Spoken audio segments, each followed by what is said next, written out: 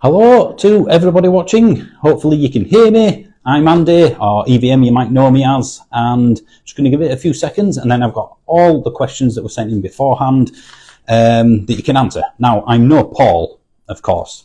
Paul is the guru, the Stig of GivEnergy. He's the one that I've gone to for many of the answers of the questions that you've sent in. So I'm not technical, but hopefully I'll be able to answer everything that you have asked. So I'm just going to give people a few seconds to join in, and then we'll get on with it. In fact, I'll start with the basic question first. Will we be at Fully Charged Live North, or I think it's called Everything Electric now? Yes, GivEnergy will be pretty much at every trade show you can think of. I will be at that one, of course, because it's in Yorkshire. It's the best trade show, of course. So yes, if you're going to Fully Charged Live North in Harrogate, then by all means, I will see you there. We'll be out in force. We'll have all the GivEnergy stuff. I'm also going to Solar and Storage Live, which is in a few weeks. I think it's the end of this month in London. It's more of a trade show, but again, if you're going, I might see you there. Right, so first one, can we request videos? So obviously I'm doing the videos for GivEnergy. It's on the YouTube channel, so please do subscribe to that. But essentially, yes, if you've got any requests for questions or tips, tricks, how to fix things, that's essentially the idea of the channel, to make it easier and just to say, well, do you know you can do this and you can fix it this way yourself, for example. So yeah, absolutely. In the comments of this or YouTube or wherever you're watching it, by all means, put a request in and I'll add it to the very extensive list of videos that I've already got planned to do. I mean, it's ridiculous. I'll be here for years. So I guess it's good to be busy. Right, so we start the normal questions, if you will. With this one, is GivEnergy considering DIY additional installs?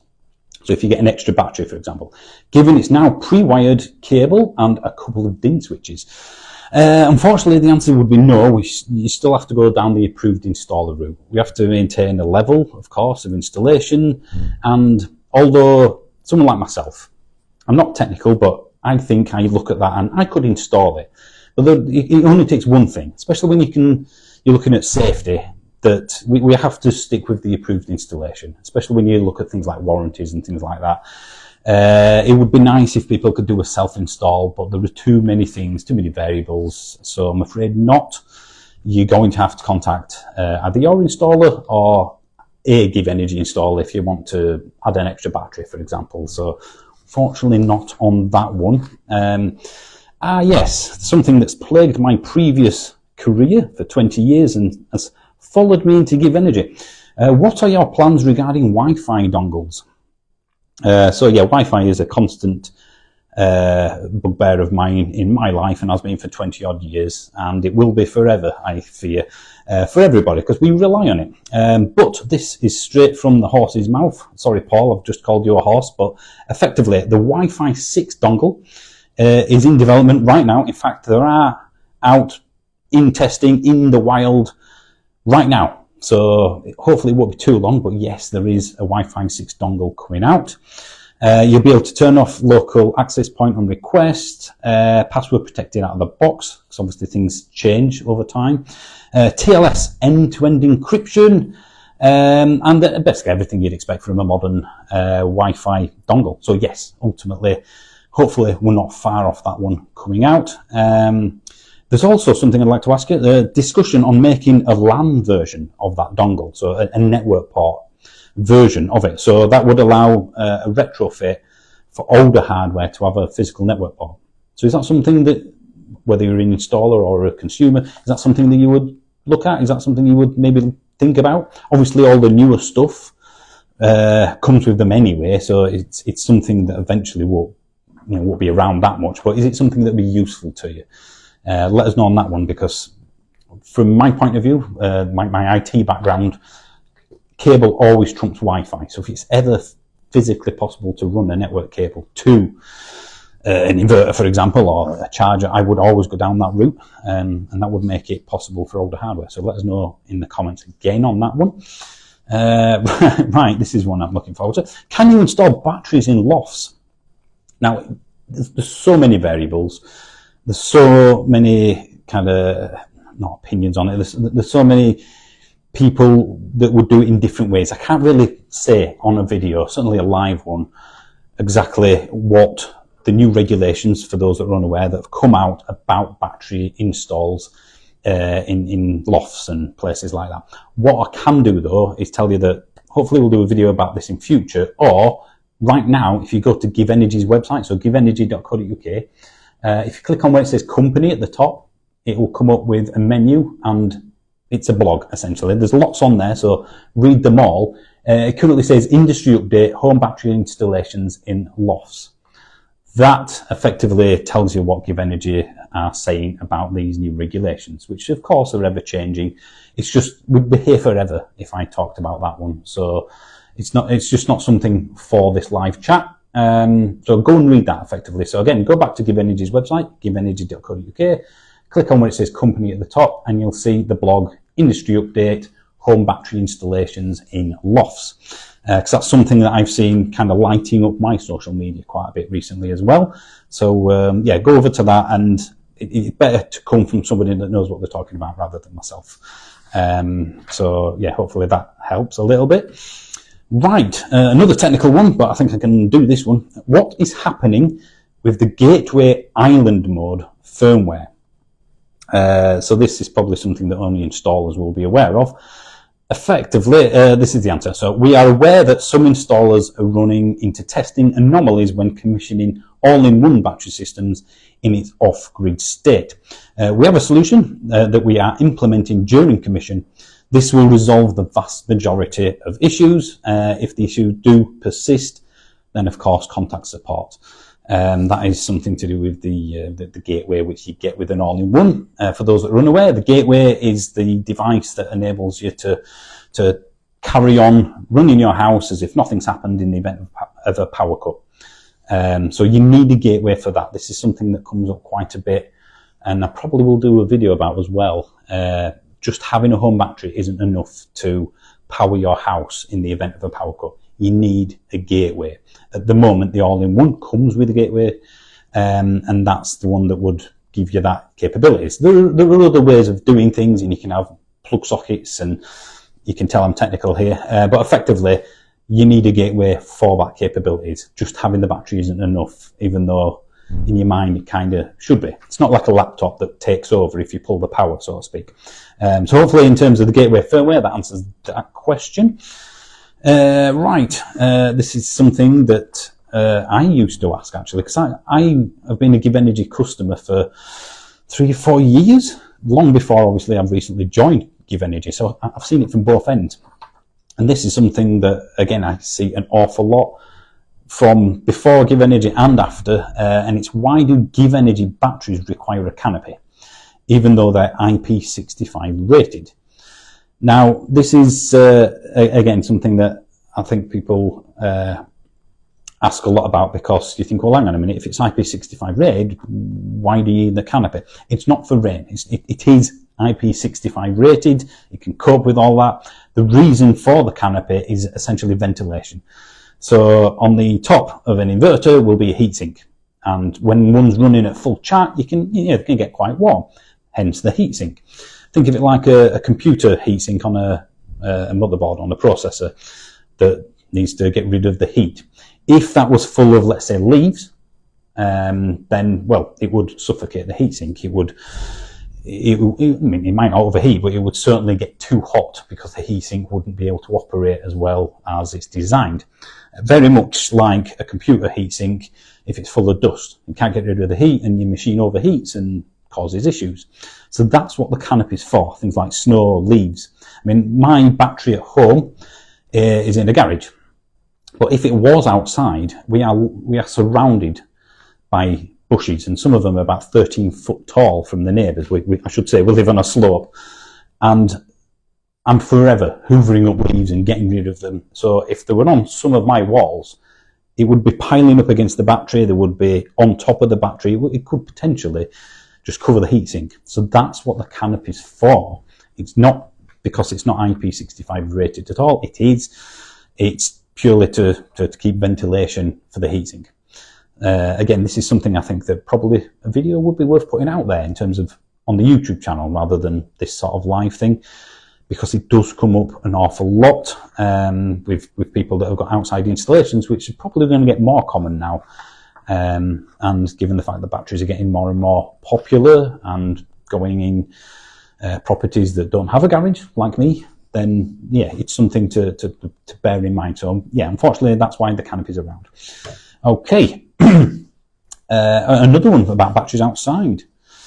How does UK weather affect performance of batteries outside? So if anyone with an electric car will know this already.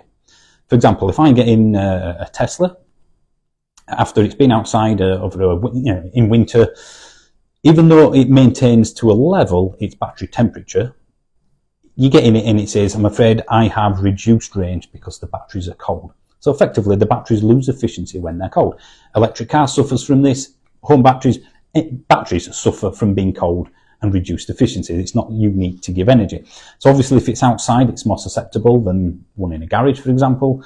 And yes, if it gets too cold, then it will affect the performance of the batteries. I have done a video on this, so this is already on the YouTube channel. So if you basically search for GivEnergy on YouTube, you'll find it.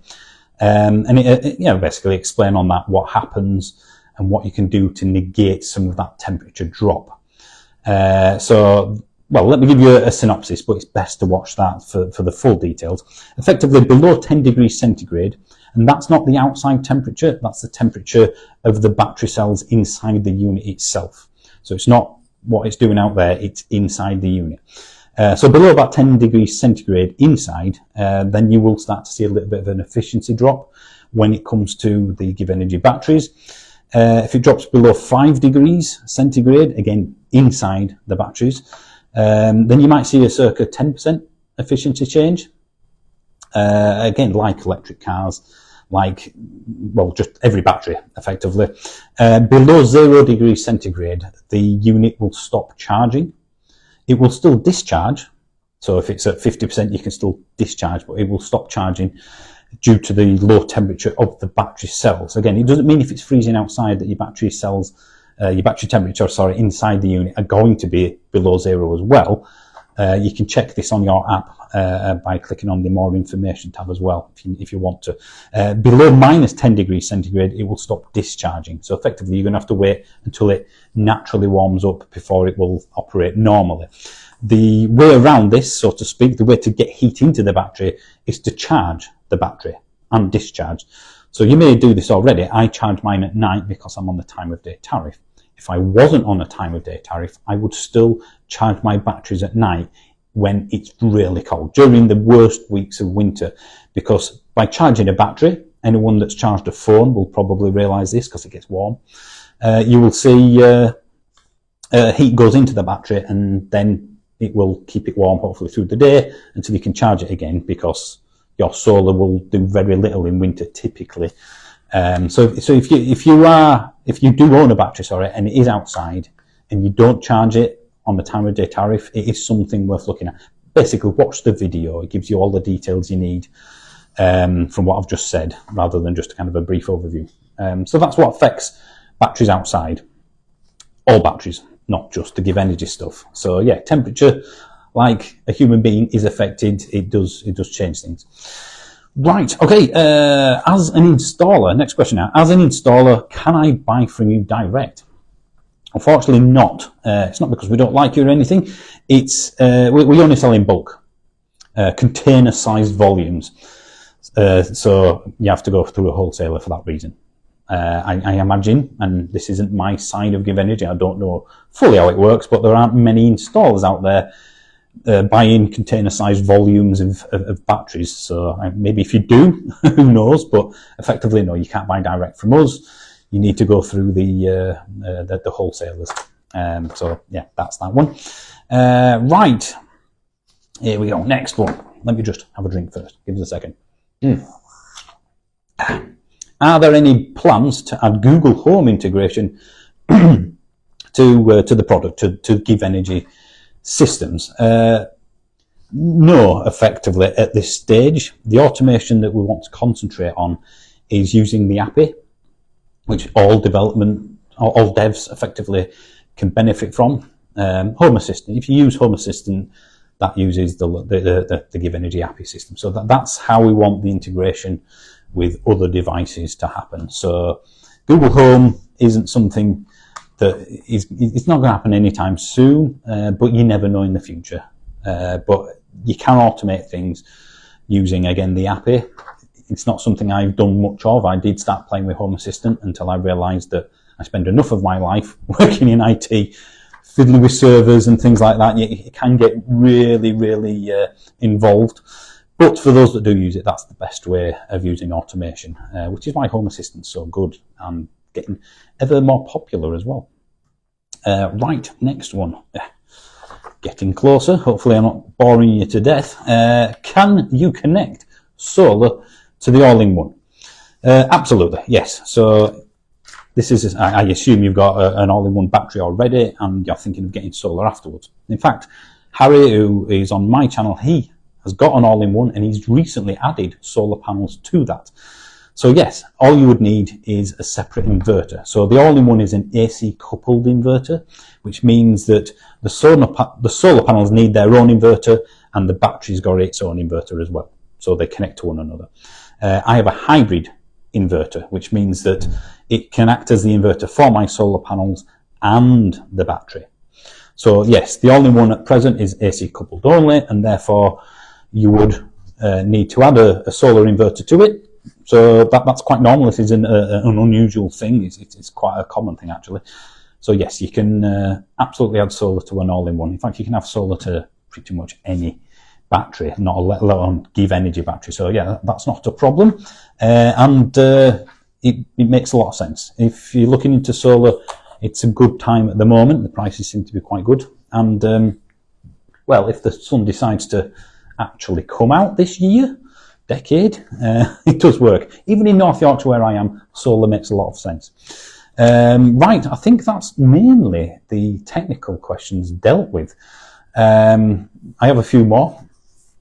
Let's, where we go? Here we go. Well, I've lost my pages. There we are. Right. Why did you decide to join GivEnergy? For those that are unfamiliar, I've had my own YouTube channel since 2015, probably 2016, 17 when I properly started doing it. I've had GivEnergy products for several years, and that's essentially where this came from. So I decided to join GivEnergy, even though I've spent the last 20 odd years working in IT, because I'm a geek, because it presented an opportunity. Not only was it joining a company which was, I really liked beforehand as a customer, and I liked the products, so that helped. It was a case of, well, I used to work 5 days a week in IT, and then the YouTube channel, the business, if you will, on top of that. So for the last 4 or 5 years, I've done 6-7 day weeks, which for anyone with a family will know can only go on for so long. And this was an opportunity to essentially do less days, so less working, if you will, and dedicate more time to either YouTube or a mixture of YouTube and spend more time at home. So now I have to talk to my wife and daughter more. So there's always downsides to things, but effectively that was one reason among many, because I can spend more time at home, which is, well, that's a big deal, isn't it? Especially when you've worked 6-7 day weeks for years. It's really nice to be able to have a weekend back, even though my wife with her shifts works a lot of weekends. So it's not as simple as that, but that was one reason. It's a fantastic place to work. I'm not just saying this because they've got a gun to my head. I'm saying this because it is. The previous job I had, I really liked the job. It was a brilliant place to work. So leaving that was a massive decision, and I wouldn't have done it if I didn't feel good about GivEnergy and the people that are here. It's an open sort of door policy. I can talk to anybody from top to bottom, and that was another reason, as well as the immense amount of money they offered me. That's a joke, but yeah, it gave me the opportunity to have more time at home, which is that's probably more important than money. The older you get, it is anyway. Money is one thing, but having time to spend at home is a big deal. So yeah, that was something which was part of the decision, and as a family we made that. So now I can do the channel and have a family and have a life and do the GivEnergy stuff as well. So hopefully the GivEnergy channel stuff is helping you. It's still in its infancy. We've only been here a few months, but effectively we want to do this to talk to people who have the products, who are thinking about the products, the installers. If there's a way of saying, you know what, you can do this yourself, or are you aware that you can do this with our products? Are you aware that this is an option? And that's effectively kind of what I do for YouTube. So I'm like a full-time YouTuber now. Only half of it's like a salary and half of it's the business, my own personal thing. So it's interesting when you've done something for so long and changing career. It definitely it's fun. I'm enjoying it. You know, the commute's a bit of a pain, but I knew that beforehand. So yeah, essentially, long story short, that's why I decided to join GivEnergy. Right. Last one. Why can we not ask questions live, as in here, right now? Effectively, it's one of those things, like a lot of the questions that I've just answered on here, it's something that I don't know. I'm not technical. I've had to speak to the people that do know. And there could be any question at all. So if I did a live stream like this, and you said, what about the gateway problem, the firmware thing that has now been fixed? I would be going, I don't know, I'll have to get back to you on that one. And that's essentially what it would be for most questions, which is why we don't really take live questions on here, although I can see one right now, which I know the answer to, so I'll answer that one. So that's essentially why it needs to be a pre-populated question thing. So look on our Instagram, our Twitter feed, the YouTube channel, because that's where we put these, and that's where we put a post saying, in a few days, next week, we'll be doing another Q&A with someone else.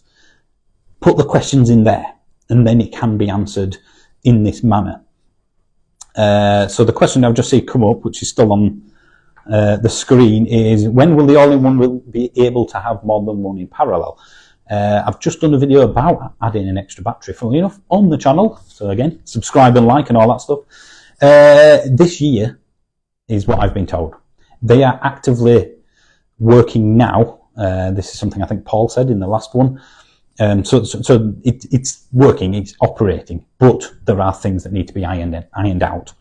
So ultimately, I've been told, can I say it's coming out soon? Can I say it's coming out? Give me something. They said definitely this year, hopefully sooner rather than later. So it is on its way. So yes, absolutely.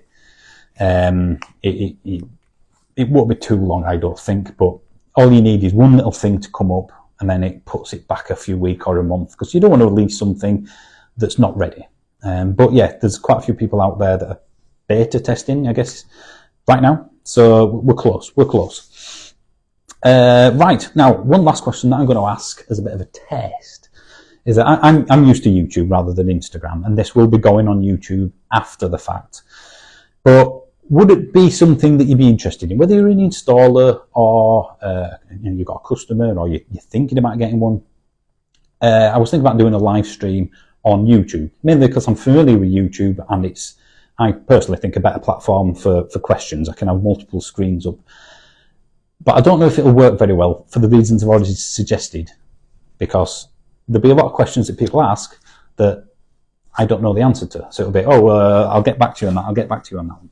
So it's not really for technical questions, it's more for, consumer questions, some of which will be technical and I can do. But is it worth doing a YouTube channel in the evening, just every now and then, that people could just jump onto, and I'll have a few pre-populated stuff, but ultimately I would be going off what you're saying right now. It's something I've done on my own channel, but that's different. I can say what I like. I'm just talking about whatever I want, whereas this has to be specific to GivEnergy. There's no point in me waffling on about myself. So I don't know if it'll work or not. So I'm thinking about trying it, but I don't know. Let me know in the comments of Instagram, Twitter, YouTube, wherever you're watching this video. It may not happen. It may not make sense.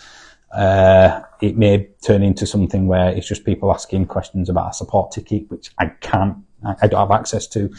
So I don't know. It's different, isn't it? A personal live stream is different from a company one, or anything else. Is there anything else that you can think that we can do to talk to you, to get things across in a different way or a better way? Pretty much on all platforms. So that's kind of taken care of. There's not many that were not around. The YouTube videos obviously are going on YouTube because of their long form, 10, 15 minutes, 5 minutes, then they kind of have to go there.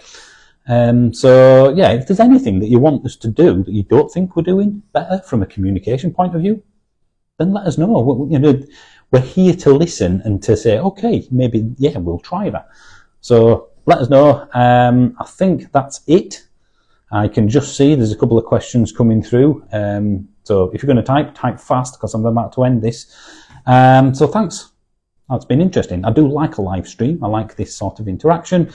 And hopefully that's been useful to you.